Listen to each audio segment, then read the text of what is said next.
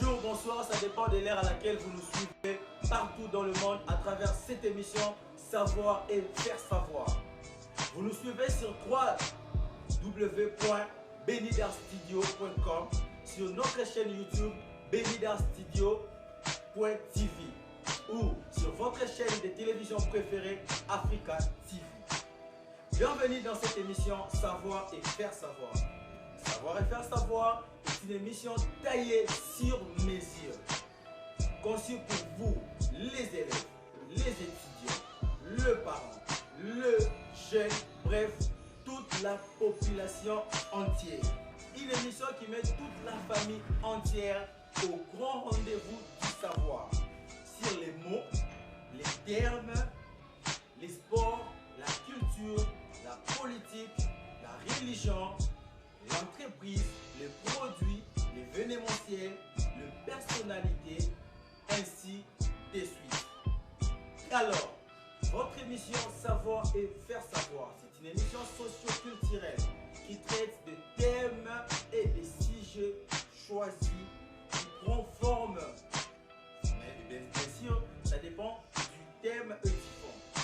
Mais également aujourd'hui, nous avons choisi pour vous, chers téléspectateurs et chers internautes qui nous suivez partout dans le monde, un sujet qui reste un débat jusque-là pour presque beaucoup de personnes qui se posent beaucoup de questions. Qu'est-ce que la médecine traditionnelle? Aujourd'hui, nous allons savoir et faire savoir ensemble avec vous qu'est-ce que la médecine traditionnelle, d'où provient-elle, quelles sont les méthodes de traitement, quels sont les médicaments et quels sont les appareils appropriés que les médecins traditionnels utilisent. Mais également, aujourd'hui, nous allons parler de la médecine traditionnelle avec le docteur Tchoko Mbala, spécialiste, un praticien de la République démocratique du Congo, comment il est renommé. Nous allons parler avec lui de la médecine traditionnelle, son but, ses avantages et désavantages. Qu'est-ce que la médecine traditionnelle? Quels sont ses avantages et désavantages? Quel est son but? C'est à travers le docteur Tchoko Mbala que nous allons découvrir ensemble dans cette émission. Pour lier l'utile à l'agréable, passons à notre première rubrique, Micro Baladeur.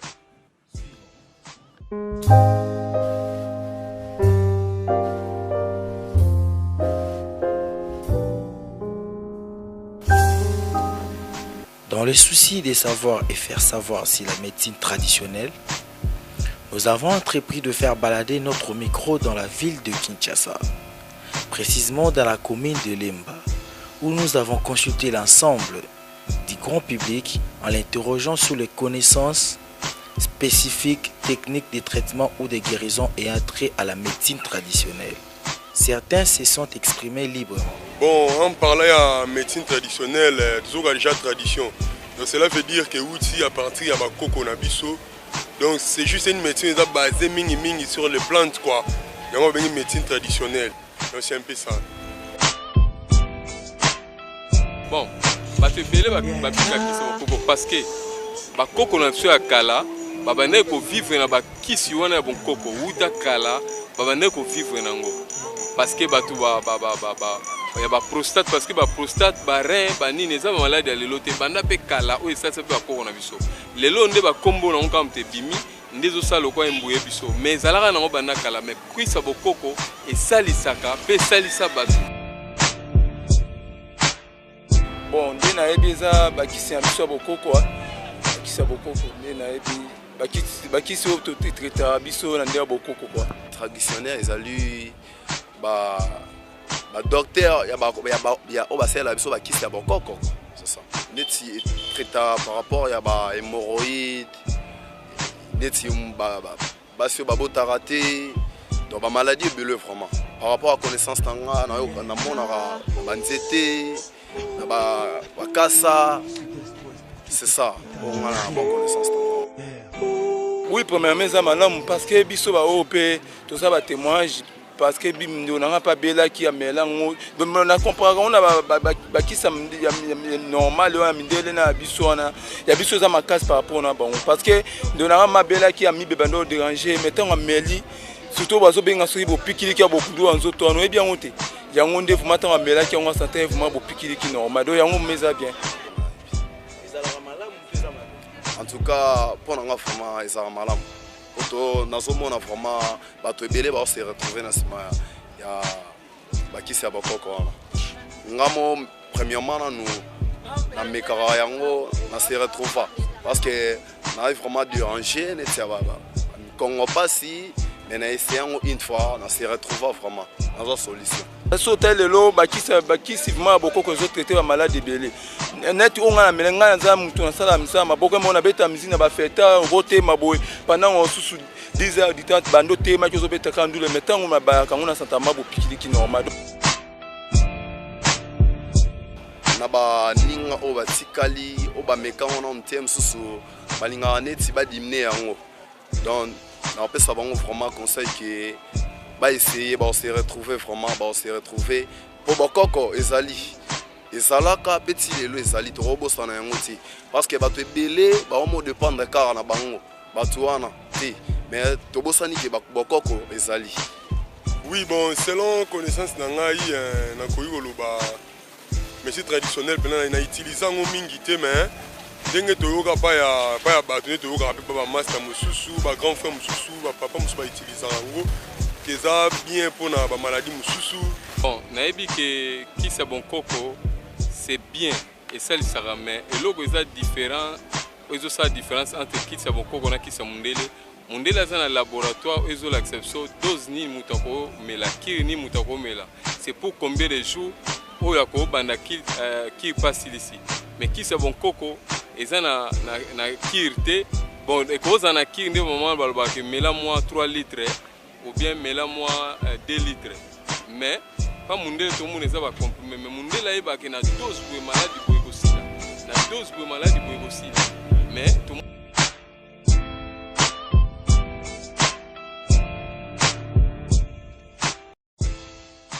merci, nous sommes de retour sur ce plateau. Nous allons de suivre ensemble avec vous le micro-baladeur. Nous avons récolté les connaissances de certains publics, de certains habitants de la ville province de Kinshasa sur la médecine traditionnelle et sur le docteur Chokumbala. Nous avons écouté les témoignages et enfin passons à notre deuxième rubrique historique.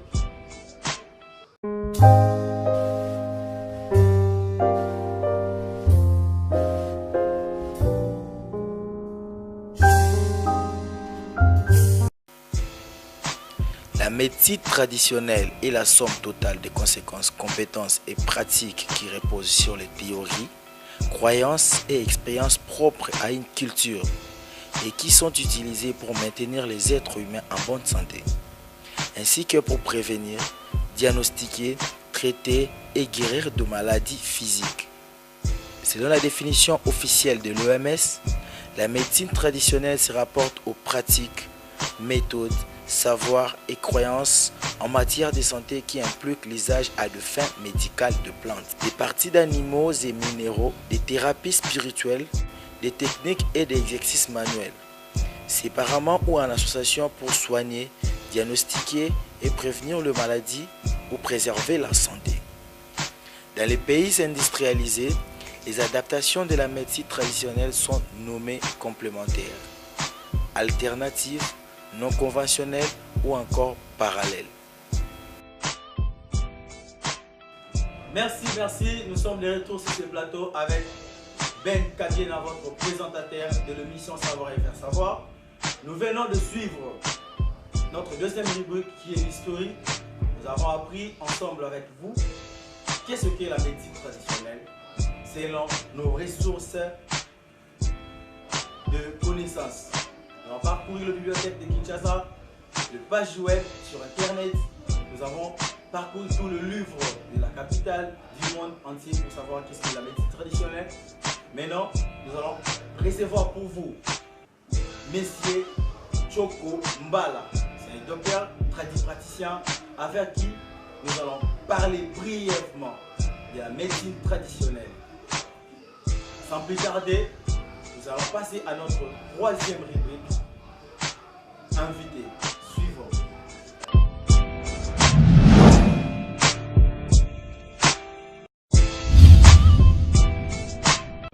De son vrai nom, Choko Mbala Kapaya Etienne, alias Mopengele Mirage Igwe. Né dans la province de Bandundu, précisément à Kimao, dans une famille de 12 enfants, il y est le 6e. Il a hérité les secrets des traitements et guérisons de ses grands-parents au nom de Fumu Ketu, qui furent tous deux des chefs coutumiers. M. Choko Mbala Kapaya Etienne est diplômé d'État en biologie chimie. Il associe ses connaissances scientifiques à celles de sa tradition dont il a appris depuis son enfance dans son village natal. En guise de toutes ces expériences acquises, cependant M. Choko Mbala Kapaya Etienne est tradipraticien, phytothérapeute, guérisseur, chercheur herboriste et notamment chef coutumier.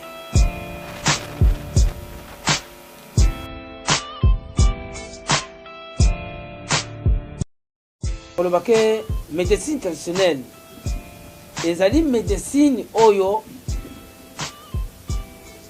tozali kosalisa na lekasa na nzete na mesisa. Ezali médecine oyo nzamba akela na mokili oyo akrea monde, akrea mokili. C'est-à-dire, ezali médecine moko te ke eza médecine ya bapaya net médecine moderne.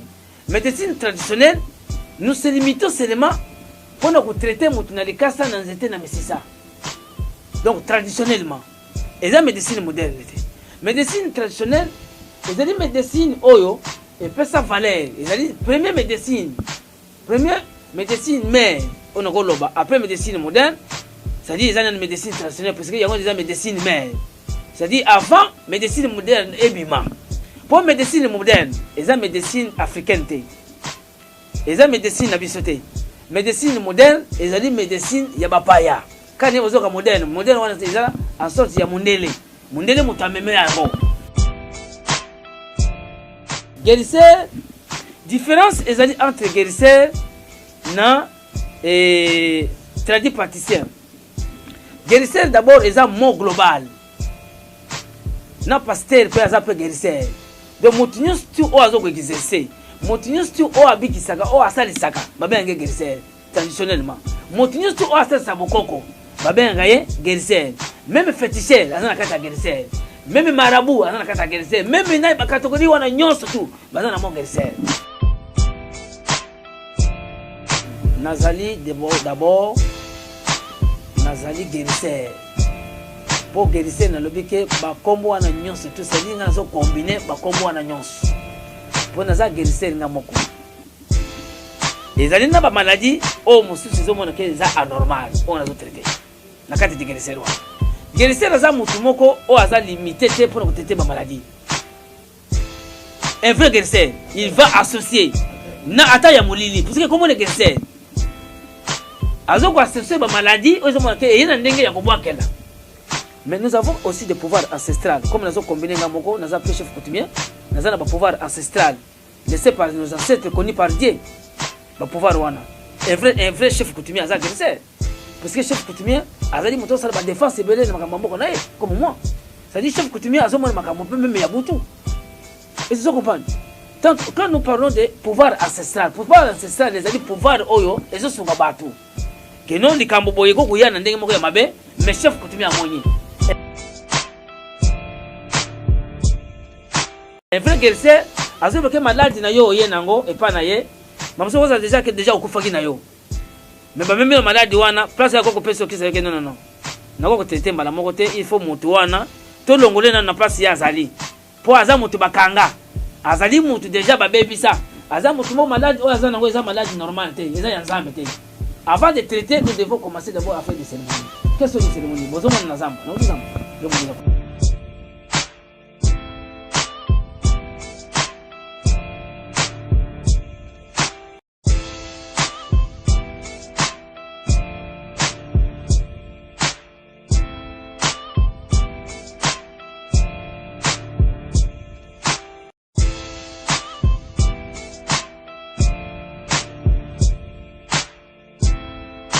monsieur Yves eza na bato mosusu kozala asalisaka na ye bato mpe babikaka te mais aligné bato d'une façon te bato c'est-à-dire pas ça net publicité moko boya mutu peut-être bato babanda oya mutu wana tomonaki ye en tout cas bapublicité bapesi batémoignage ebele bato babikaka mingi non nga na kolinga puisque eza secret professionnel na ngai na moto malade na nga même si je peux avoir beaucoup de maladies qui sont déjà guéries nakolakisa bango na télévision te non ce n'est pas bien ngai bakosala nga publicité te naza na bapatient ebele o babika puisque le chokombala que vous connaissez aujourd'hui o bazo ko découvrir lelo azali umoko o azaki liboso même na mungululiaka na ropo ngaba na mungululiaka en tout cas na sungi population na ndenge moko fana te tana zolo ba wasoko bato bazo lananga vraiment ba benga na télévision ba benga biso na ba téléphone ba critiquer ngai na collaborer vraiment étroitement avec ba médecins conventionnels ba médecins modernes et nazo collaborer na bango na ndenge nini na ba traitement te surtout na ba examen o ezomona que non et pas ngai na ko traiter mutu na kungu te pona yibake mutu za na prostate il faut na tinda mutu akesa sanga examen échographie prostatique pour kotala que réellement mutu wana akoza na problème ya hypertrophie prostatique ce qui mutu za na myome na fibrome na tindi mutu na moderne na tinda ka batina moderne collaboration na ngai ezali entre ngai na moderne za pona ba examen banalise ko sasa mutu keno za na myome za na fibrome akesa échographie pelvienne pour totala grandeur ya malade za nango prostate pe ndenge moko moto aza na diabète na tinda kesala glycémie soit glycosérie on total maladie ya diabète na sota cycle na ndenge mati tina ko te mais examen ya soité examen pe ya scanner te ya maboko te ya makolo pe te mais nde examen clinique c'est-à-dire ya laboratoire moderne c'est que moi je peux vous dire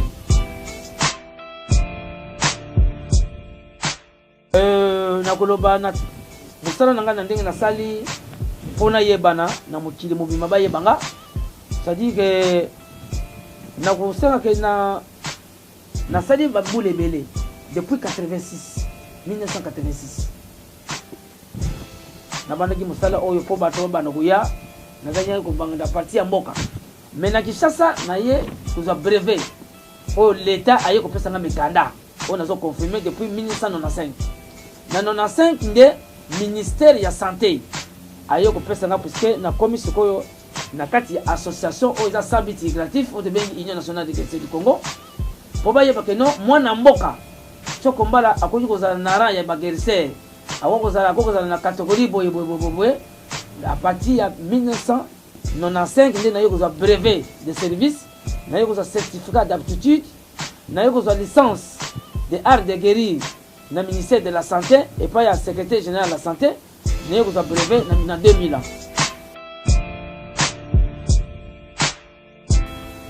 Conservation ba produit na biso après savoir ko salango vraiment bozo monango na ba pharmacie ndenge vendre ba flacon wana c'est-à-dire que kisi oya biso nazo salango publicité mais comme tu appelles na direction donc na direction moko to bengi direction ya promotion ya médecine traditionnelle nous sommes là pour faire aussi la promotion de médecine traditionnelle et pas maman Micheline qu'on a déjà médecine traditionnelle et tout ça bien placé maintenant kisi oyo ils a bien conservé.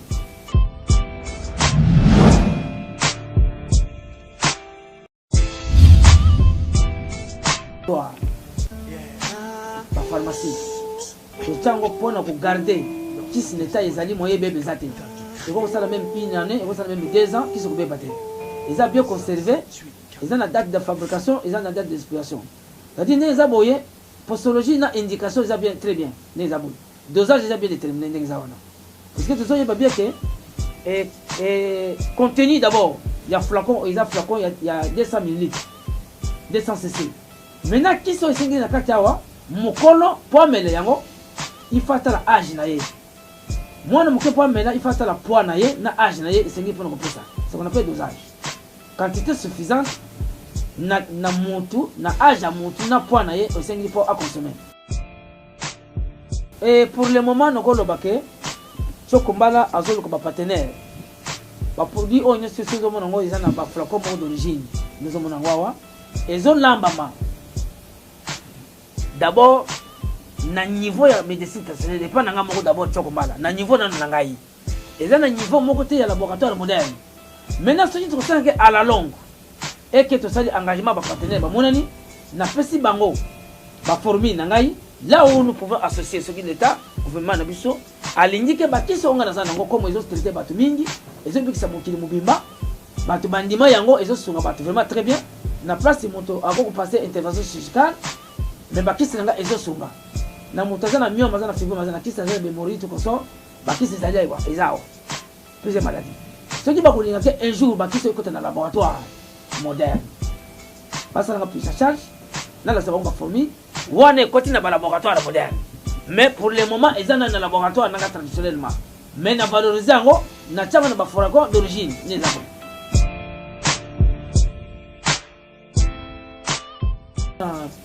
ministère ya recherche scientifique koyeba que non nous avons besoin de démarche wana koyeba que non et ba basaka ba recherche za biso ba phytothérapeute ba chercher ba herboriste biso ba gresser tant que ça ba recherche to kamati kisi ezo mona ke vraiment kisi wana eza un impact kisi wana peza ezo sala makamba bien o la kisango basali sikoyo bila ba yebeke no kisi oyo tuzango il faut to meka nanu okay ba tu mona ba kisi ya boye o ngai mwana mboka zo kusala o eza ba pomade anti hémorroïdaire eza wana kisi ya prostate pour na massage ya news pour na yebeke no prostate comme evanda kana nis kumona sikoyo grandeur ya prostate volume ya prostate na niveau anis à partir ya ba pomade oyo nganja ko na bino na sadi bino ezo ko traiter prostate ba produit oyo ezo traiter hémorroïde nyos na niveau tout ba bourdonnement de ventre ba hémorroïde disons ça dit que ba fissure anale ba bourgeon na niveau anis tout ça ezo ko traiter yana zo ça que non ce qui ba ni bandi ba bakisi oyo ngai na ko senga na gouvernement que gouvernement a besoin à charge to que non tous en a besoin ba maladie ezabele na hôpital à partir ba kisi na biso soki continue na ba pharmacie moderne et ko diminuer peu chômage ko diminuer peu ba maladie mutu na kati hôpital ba maladie ne sont pas quoi il faut mondela asa l'opération ou bien biso nous sommes là pourquoi je ça va chercher pour la nuit pour te ba koko na biso ba zali ko se faire soigner ndenge et c'est ba komaki na niveau na komele lo tala ba comment mota na niveau ya mwana bino mwana mboka komele lo je ne suis pas paresseux je dois travailler na zo kusala sabande ko nga ba congolais participe na monde zo benga mais ce ko biloko nde yango les songa qu'est-ce qui manque biloko lelo et côté na ba pharmacie moderne l'état aye ba ko appuyer ngai na niveau na zawa awe pa na ngai eza place oyo catégorie nyonso niveau nyonso ezo ko ya ko se fait consulter awa pona nini mwana mboka abongisi vraiment biro na kitoko ata baboyaka ata bandimaka motete bino moko bomona ngo à life bomona ke no kabine nga lelo boko chango na place nini bota na obino moko nga na koloba te bota na ba kabine na ngai bota na ba kisi na ba kabine na ba be ba kabine bota na ba kabine na nga o eza na limité na DGMRI quartier industriel na petit boulevard na o eza mi na Kitambo magasin place bazo la na Kitambo magasin na na avenue Oya numéro 4012 bozo mona ngo eza na avenue Oya numéro 4012 na Kitambo magasin c'est-à-dire o eza na limité na quartier industriel na petit boulevard awa place mona CAA eza ba cabinet o ndeko na bino congolais alors que non comme ba finga médecine traditionnelle chaque fois bien biso ba charlatan malgré dans tous les domaines les charlatans ne manquent jamais mais il y a des charlatans bien sûr mais ngai na lobi ke choko malaza charlatan te choko malaza o moko o azolinga vraiment komatisa médecine traditionnelle awa na kata mboka na biso ko la sa fierté ko pesa fierté de médecine traditionnelle na kata mboka na biso moto asimbi kisi boye même autorité militaire autorité civile moto nyonso tu na lobi catégorie nyonso asimbi kisi à moins que vraiment na lobi moto non non tanga te parce que on te poser la question ya koyeba ke au bomoni ba photo ya grande artiste awa bozo mona na ba aéroport tout ça na ba possibilité de la forêt ibwe de kunanga mpangi c'est-à-dire na ko loba ke mukomususu ya ko loba ki choko mbala wala sona zande kunanga vraiment isika ya zali nzaba pambola ye na ma pasteur mapata isika zawana wenge musika mozomer mobimba mboti na bino isika bavandi wana c'est-à-dire wenge musika mozomer ba consommer ba kiso ya ngai wala sona ndenga zawana consommer ba kiso ya ngai po ayebi ke no ya sala bukoko wala sona amela ba kisi po ayebi ke no soka yingi mu Congo pass ifaza kisi soka yingi mu Congo pass wala sona ifaza kisi avant de tanga molai na kobina asengili femme la kisa bokoko c'est normal ce qui mondele simbite luka choko mbala ya kato luka mwana c'est tout à fait normal na remercier monsieur Yves Yomoko isoko zali ba cameraman na remercier bango et tous les journalistes parce que Sango nyonso ya ba chaîne nyonso na remercier bango et na remercier mokonzi mboka Joseph Kabila Kabange et na gouvernement na ye bango moko bayebi ndenge ni bazo ko mboka na biso bana mboka bazana besoin ya kolia bana mboka bazana besoin ya komela. Je vous remercie. Et bien voilà, merci chers téléspectateurs, chers internautes. C'était là l'émission Savoir et faire savoir avec le docteur Chokumbala. Nous avons parlé de la médecine traditionnelle. C'était là votre présentateur Ben Kabiena. Merci, à la prochaine.